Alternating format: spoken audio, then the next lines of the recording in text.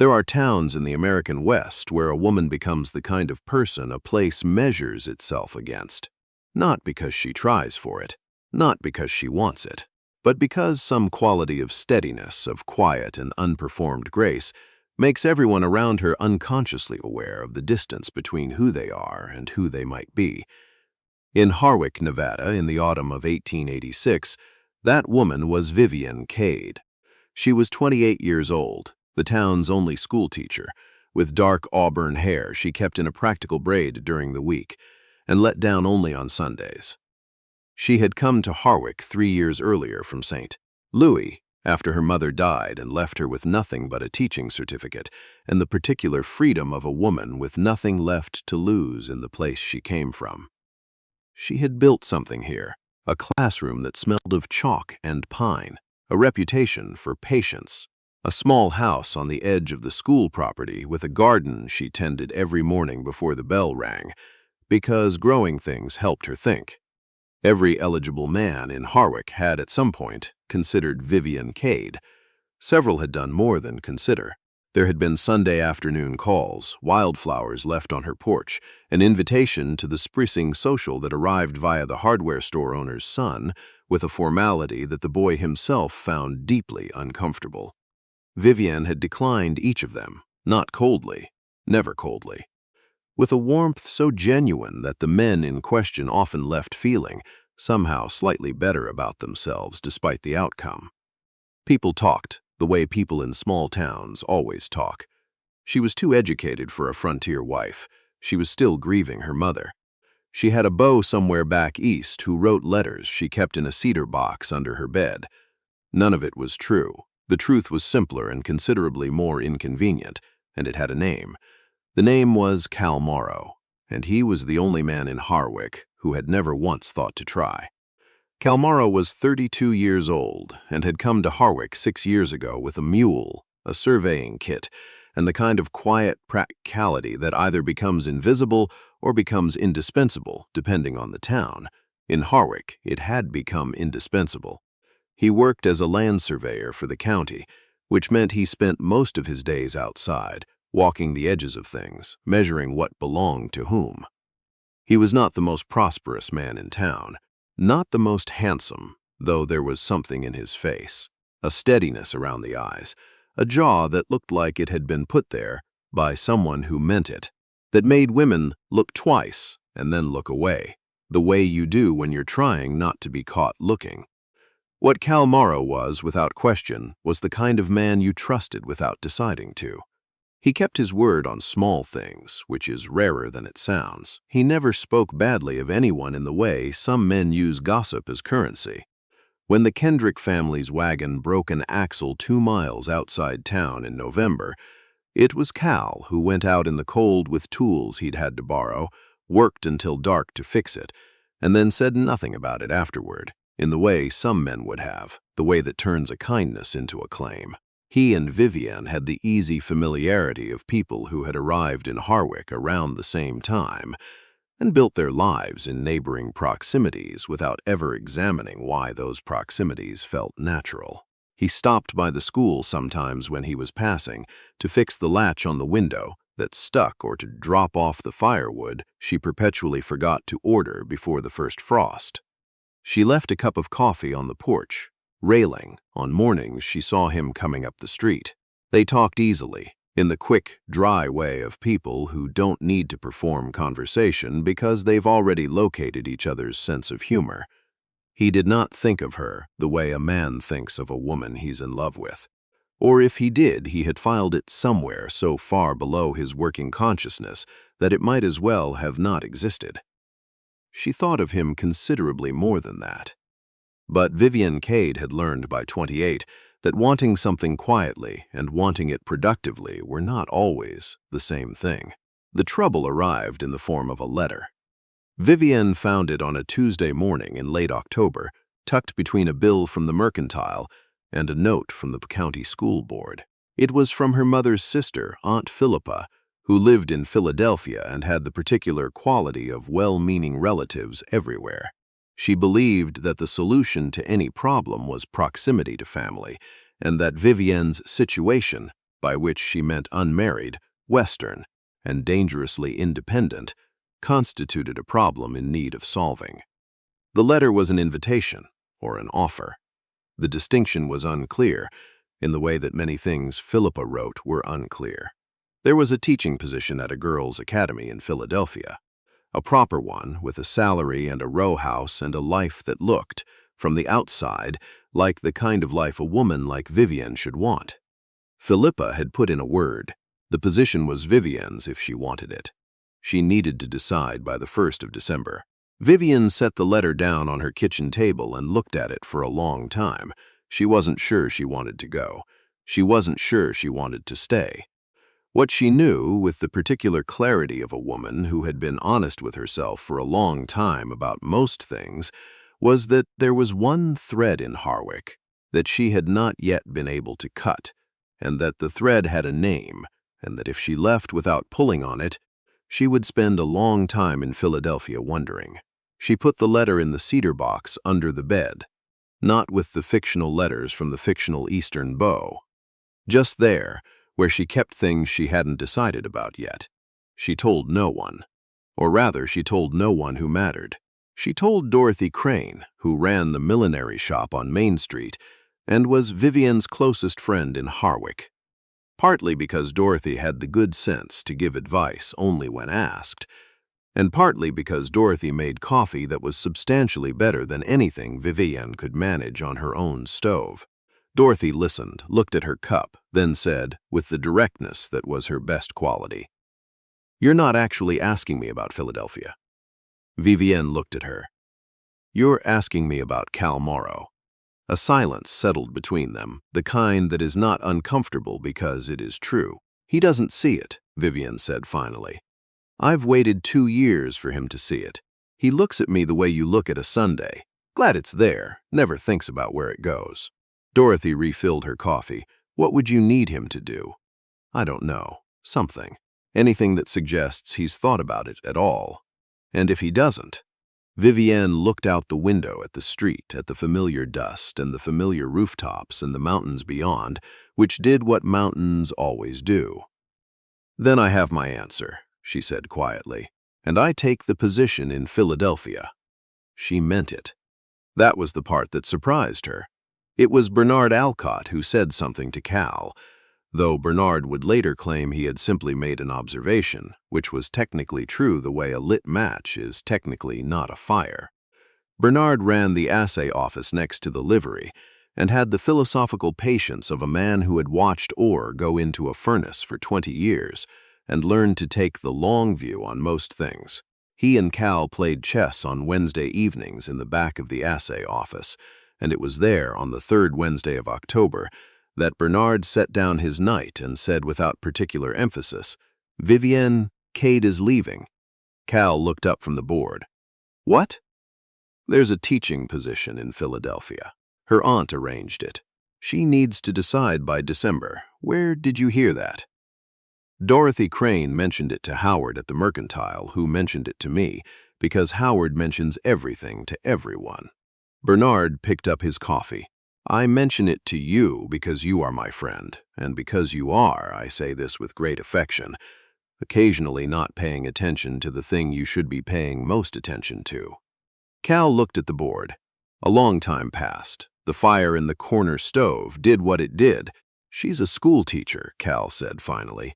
"Yes, she came here from St. Louis. She built something here. She wouldn't." "Cal." Bernard's voice was even.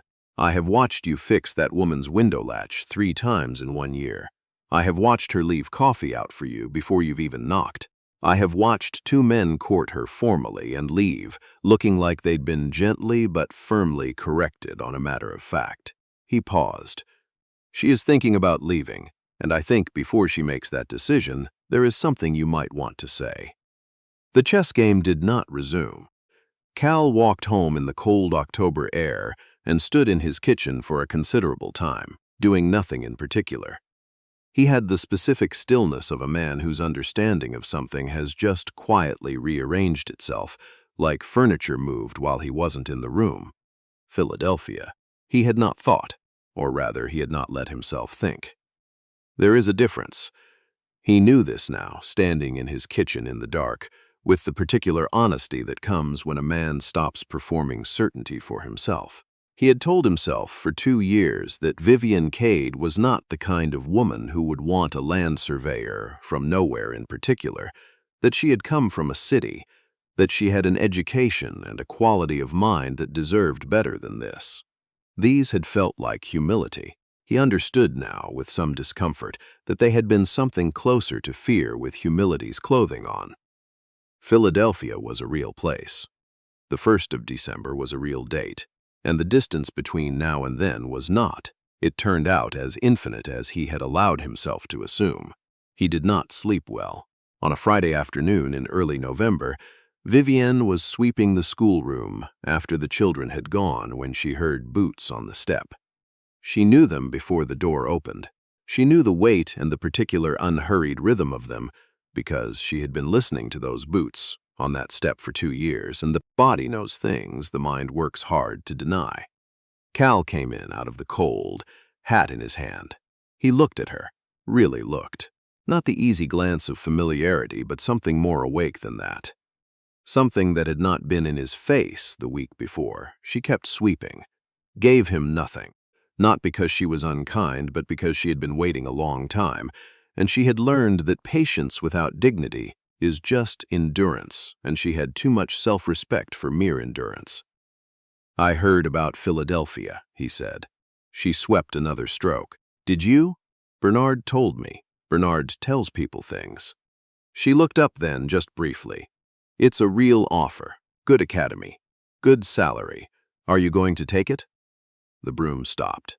She leaned it against the desk and looked at him directly, the way she had learned to look at things she wasn't afraid of. "That depends." "On what?" She held his gaze. "On whether there's a reason to stay that I don't already know about." The schoolroom was cold. Outside, the wind moved through the street in the particular way of November, which doesn't ask permission. Cal turned his hat once in his hands. Set it down on the nearest desk with the care of a man putting something down in order to pick something else up. "I have not said what I should have said," he said, "for a long time. Not because I didn't know it, because I convinced myself it wasn't, that you wouldn't." He stopped. Tried again with the directness that cost him something. "I'm not a man who performs things, Vivienne. I'm not going to stand here and make a speech. But I need to tell you before you make any decisions that I don't know what to do with the idea of you in Philadelphia. I don't know what I do with that at all." A pause. "Because I love you. I think I have for the better part of 2 years, and I was too busy convincing myself I was wrong to say it."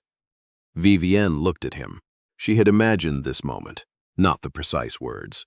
You can never get the precise words right, but the shape of it, the feeling of it, and the thing she had not anticipated was how quietly it would arrive. Not dramatic, not a scene. Just a man in her schoolroom in November with his hat on a desk, telling her the truth. She took one step toward him and said, "Low and even, I have been putting coffee on that railing for you for 1.5 years, Cal Morrow. I have exactly 0 interest in putting coffee on a railing in Philadelphia." Something shifted in his face. Not relief, precisely. Something larger. "I should have said it sooner," he said. "Yes." She didn't argue that. "But you said it now. That's the part that counts." Before we go further, I want to ask, where in the world are you listening from today? Drop your city and state in the comments. It means more than you know to understand where these stories are landing. Now, let's go back to Harwick, Nevada, because Cal Morrow still has some things to do. He came to her door on a Saturday morning, good shirt, hair combed with the particular effort of a man who does not usually think about his hair. He knocked, and when she opened the door, she looked at him, at the shirt and the hair and the expression, and she did not quite smile. She waited. "I'd like to take you to supper," he said. "Tonight, if that's agreeable. And I'd like to do it properly, which means I'm telling you directly and not through a window latch." She did smile then. She couldn't help it. "The window latch," she said, "needed fixing. The first time," he said. "Maybe not all 3 times." She stepped back from the door. "Come in," she said. "I'll put coffee on." He came in. He sat at her kitchen table, which was small and practical and had a clay pot of dried lavender on it that she'd grown from the garden. He looked at the pot and then at her and thought, with a clarity that was new and somewhat alarming, I could have missed this. I almost did. What followed was the most deliberately, unhurriedly conducted courtship in Harwick's recent memory. He took her to supper on Saturday. He came to church on Sunday, which he did not usually do, and sat in the pew adjacent to hers with the expression of a man trying to be inconspicuous and failing entirely. Dorothy Crane, from across the aisle, permitted herself a small private satisfaction that she mentioned to no one. He walked her home from school on Tuesdays when his work in the eastern county brought him back through town by mid-afternoon. They talked. The real kind of talking, where you are not performing or editing, where you say the actual thing and let it land where it lands. She told him about her mother, about St. Louis and why leaving had felt less like loss and more like finally exhaling. He told her about arriving in Harwick with the mule and the surveying kit, and the quiet, unexamined decision to simply stay because he had found, for the first time, a place where he did not feel like he was pretending. "Why me?" he asked on a November evening when they were sitting on her porch and the cold had not yet made the porch entirely impractical. There were men with more to offer. She looked at the street, which was doing what small-town streets do in the evening, which is mostly nothing, quietly. "Because you never tried to be impressive," she said. "Every man who came calling was showing me something. His land, his reputation, his prospects." She paused. "You showed up with firewood and fixed my window latch and drank the coffee I left out, and you never once seemed to think that constituted an overture." She looked at him. "That's a rare quality in a man, not performing. I knew exactly who you were. That is not a small thing." He was quiet for a while. "Then I thought you deserved someone more. Cal," she said it simply. "I'm a grown woman who made the decision with full information. Don't explain my choices to me." He took that without argument, because she was right. He was learning that she was frequently right, and that this was one of the things he loved about her, rather than one of the things he needed to adjust to. The letter to Philippa in Philadelphia was written on the 3rd of November and mailed on the 4th.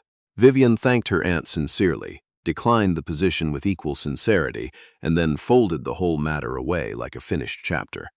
Dorothy Crane, when told, said only, "Good," and then refilled the coffee. December in Nevada does not ask for ceremony.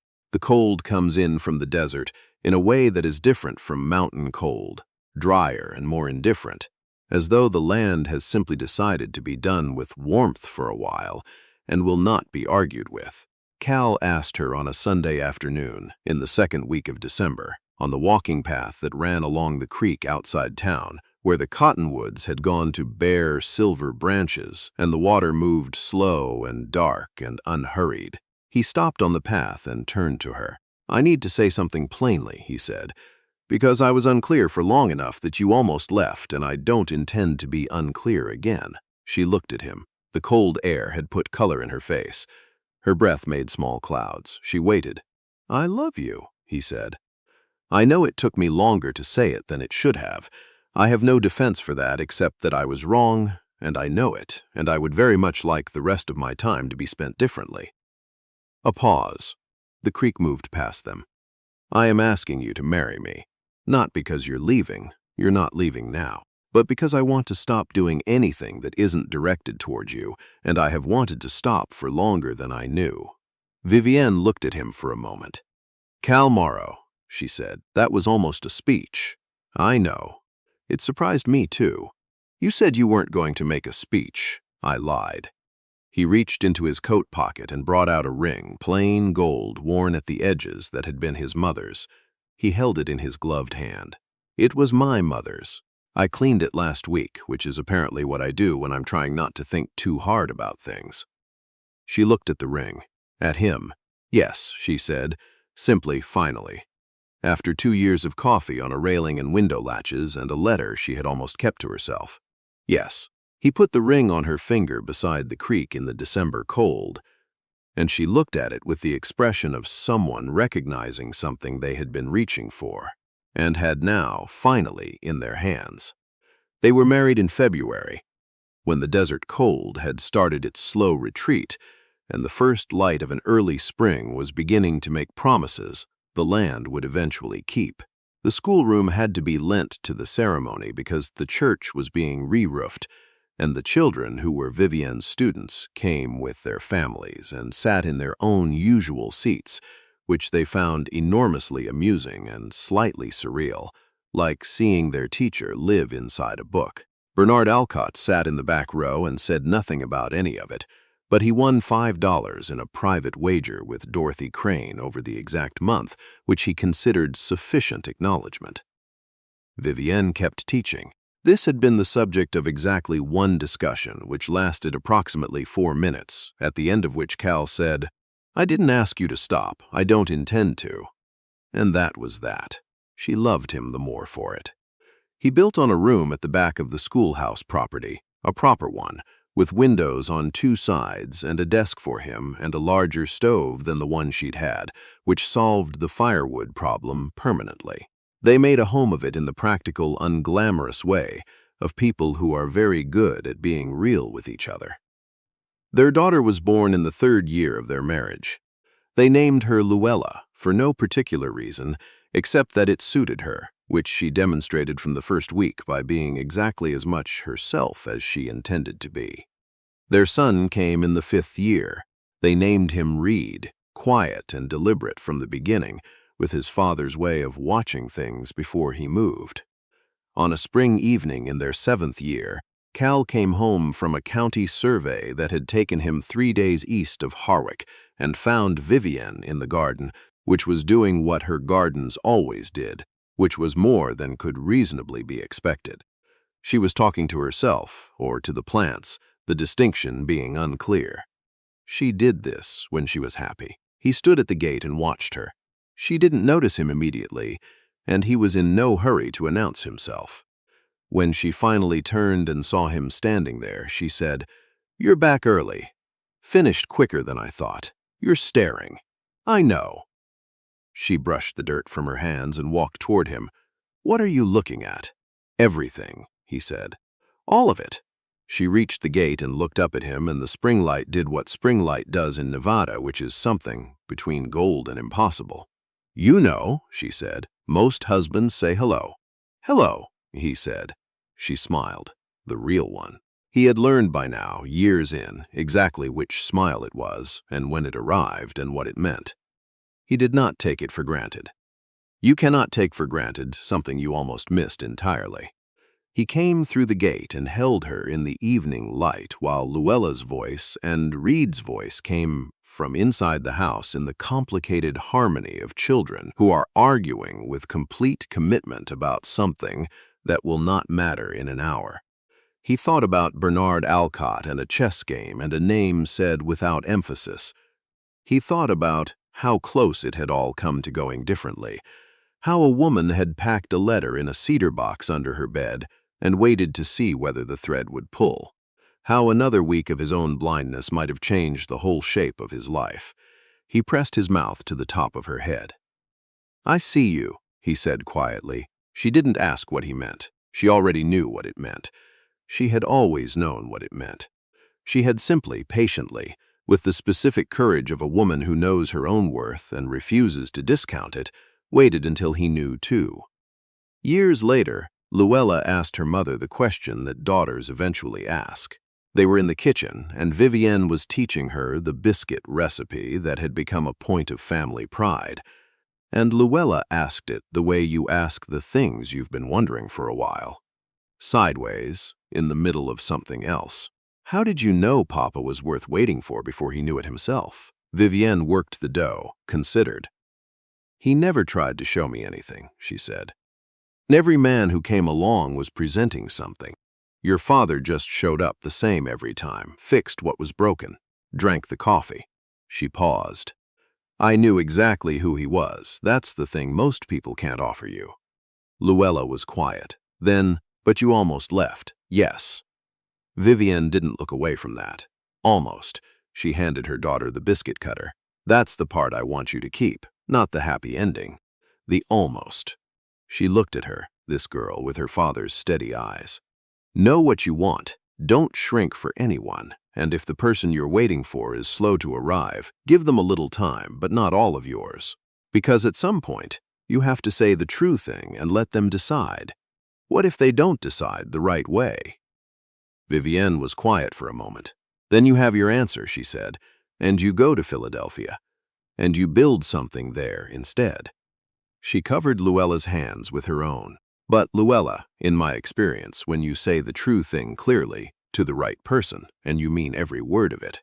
She smiled. "They come through the door." Vivienne Cade did not wait passively. She lived. She taught 34 children to read in the 3 years before any of this happened, grew a garden in dry soil that had no business growing anything, made coffee strong enough to be useful and offered it without keeping score. She did not perform patience. She practiced it. The way you practice something you know is worth the effort. And when the moment came, when she understood that time had stopped being theoretical and started being counted, she said the true thing to a man in her schoolroom on a November afternoon, and then went back to sweeping the floor. That is not a small thing. That is not passivity. That took more courage than anything Cal did in the whole of the story, and Cal was not a coward. He was something more ordinary and more recognizable, a man who had decided, without quite deciding, that something extraordinary was outside his reach, and had lived accordingly until one Wednesday evening when a friend sat across a chessboard and said a name with no particular emphasis. Sometimes that is all it takes. Sometimes the thing that moves us is not the arrival of love. We already had that. It is the understanding, sudden and specific, that love is not a permanent feature of the landscape, that it can leave, that it was, in fact, thinking about Philadelphia. They chose each other at the last reasonable moment, not the last possible one, but close enough to feel the distance. That is worth something. That is worth holding on to. Thank you for being here today, wherever you are. Until next time, keep listening.